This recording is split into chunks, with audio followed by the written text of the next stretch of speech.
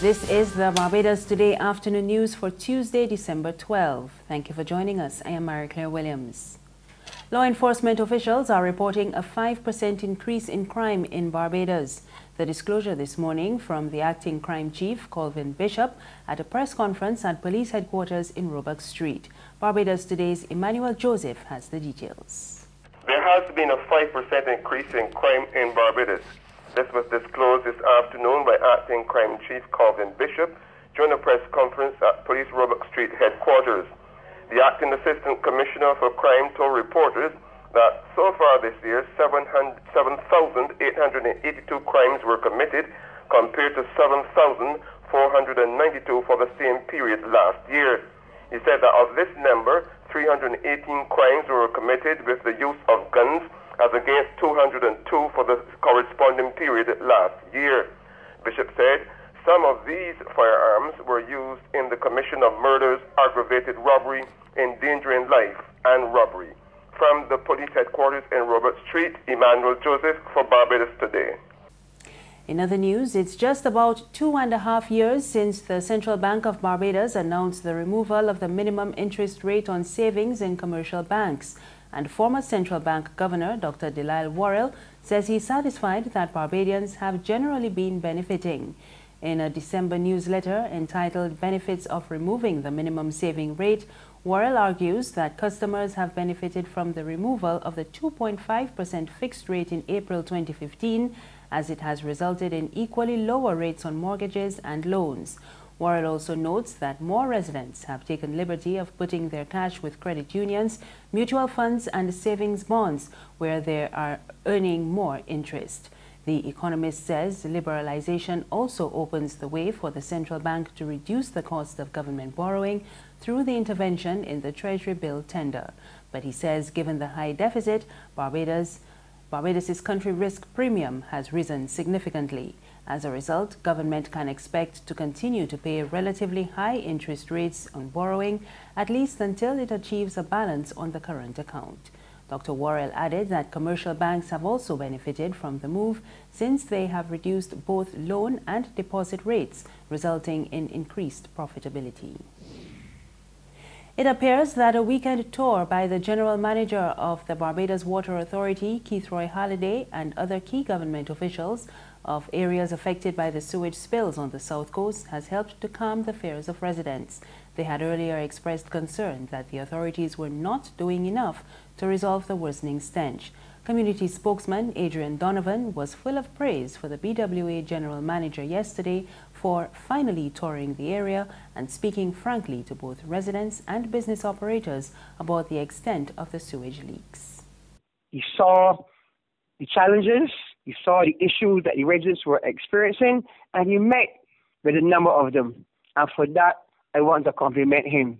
He would get a handshake from me. This is something that Miss Innes should learn from him. The word of communication is very important. The residents must feel respected. Telecoms provider Digicel has a new man at the helm. Alexander Matushka Griffin-Clow has been appointed Group Chief Executive effective February 2018. He succeeds Colm Delves, who stepped down after 13 years, citing personal and family reasons. It is the latest in a series of high-level changes within the company over the past 3 years. Earlier this year, the former commercial director, Alex Tasker, returned to Digicel Barbados Limited as the CEO, as Connor Looney was promoted to the post of Hub Chief Executive Officer for the company's Caribbean and Central American operations. There's regional and international news after this short break. Be careful not to become distracted when laden down with bags, as this makes you an easy target. Ensure that your handbags or wallet is secure and keep your mobile phone out of sight. Resist the urge to broadcast that you are not going to be home.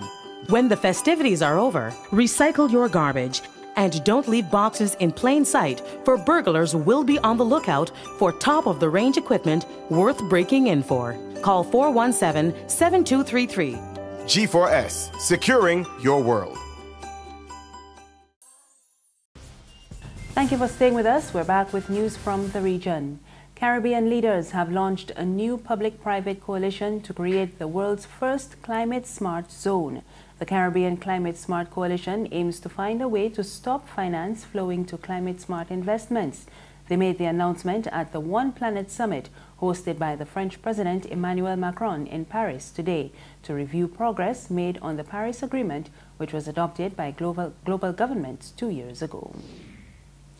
Meanwhile, French President Macron is appealing to wealthy nations and global companies to commit more funds to combating global warming and help poorer countries deal with the impact of climate change. His call comes 2 years after nearly 200 governments agreed in Paris to end their heavy reliance on fossil fuels and limit further global warming.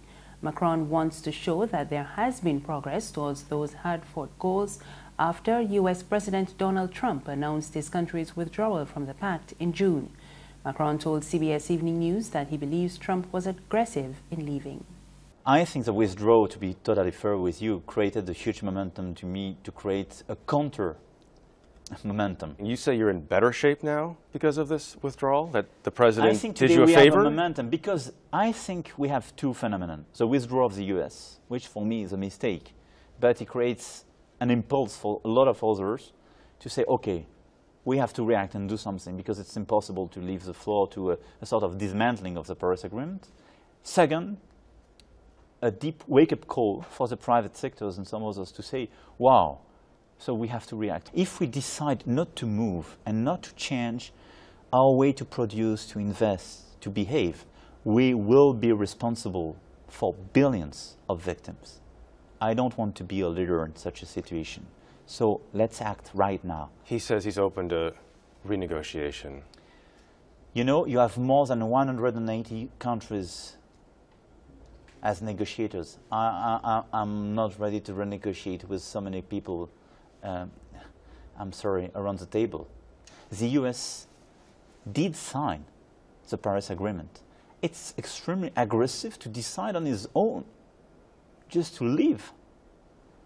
And no way to push the others to renegotiate because one decided to leave the floor. I'm sorry to say that. And finally, a lawyer for a man who was jailed for life in Hong Kong for the murder of 2 Indonesian women says the judge who presided over the gruesome trial last year had misdirected the jury.